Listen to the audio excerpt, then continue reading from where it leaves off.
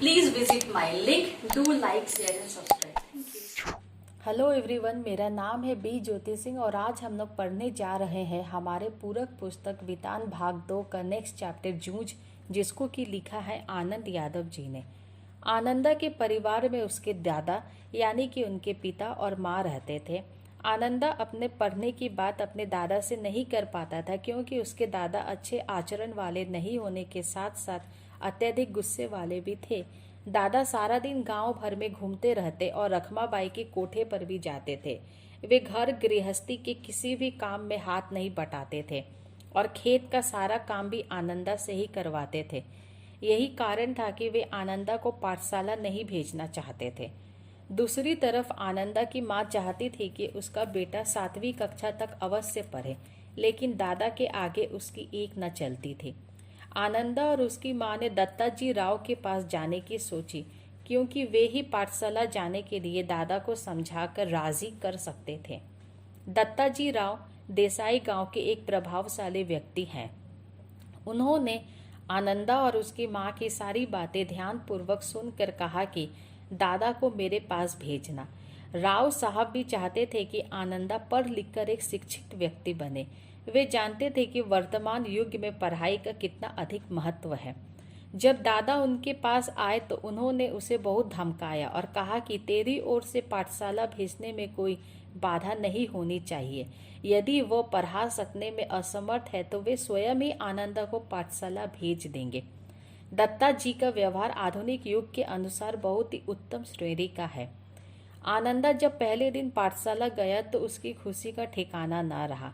उसे 5वीं कक्षा में ही दोबारा जाकर बैठना पड़ा क्योंकि उसने पहले यह कक्षा उत्तीर्ण नहीं की थी। चौहान नामक एक नए लड़के ने उसके मटमैली धोती और गमछे को लेकर मजाक उड़ाया, जिसके कारण आनंदा का मन बहुत दुखी हो गया। पहले दिन उसने सोचा कि वह अब पाठशाला नहीं जाएगा, किंतु फिर उसने दृढ़ निश्चय किया कि वो पाठशाला अवश्य जाएगा क्योंकि वो बचपन से ही मुश्किलों का सामना करते आया है। वसंत पाटिल नामक एक बहुत होशियार लड़का आनंदा का मित्र बन गया। आनंदा वसंत को देखकर पढ़ाई में भी मन लगाने लगा और अखबारी कागज के कवर भी अपने किताबों पर चढ़ाने लगा। अब उसे भी कक्षा में शाबाशी मिलने लगी। उसे पाठशाला जाने में अब आनंद आने लगा। श्री सौंदलगेकर जी मराठी अध्यापक हैं। वे कक्षा में कविता बहुत ही आनंद के साथ गा कर सुनाते हैं। सुनने वाले भी मुग्ध होकर सुनते थे। उनके पास सुरीला गला, छंद का बढ़िया चाल और रसिकता भी थे। आनंदा को उनकी कविताएं इतनी अच्छी लगती थी कि जब वो पाठशाला के बाद खेत में काम करने जाता तो हर समय उन्हें गुनगुनाता रहता था, जिसके कारण कविता में उसकी रुचि दिन प्रतिदिन बढ़ती जा रही थी। सौंदलगेकर जी भी आनंदा को विशेष रूप से सिखाने लगे और अब उसकी प्रशंसा भी करने लगे। श्री सौंदलगेकर जी से ही प्रेरणा लेकर आनंदा स्वयं भी कविता रचने लगा था और उसे अपने गुरुजी को दिखाता था, जिससे कविता में जो कमी हो वे उन्हें ठीक कर सके। इसी कारण आनंदा श्री सौंदलगेकर जी के बहुत निकट आ गया था। आनंदा को कविता लिखने की ऐसी लगन लगी कि जब उसके पास कागज पेंसिल न होती तो वो लकड़ी के छोटे टुकड़े से भैंस की पीठ पर रेखा खींचकर लिखता था। पत्थर की शिला पर कंकर से लिख लेता था।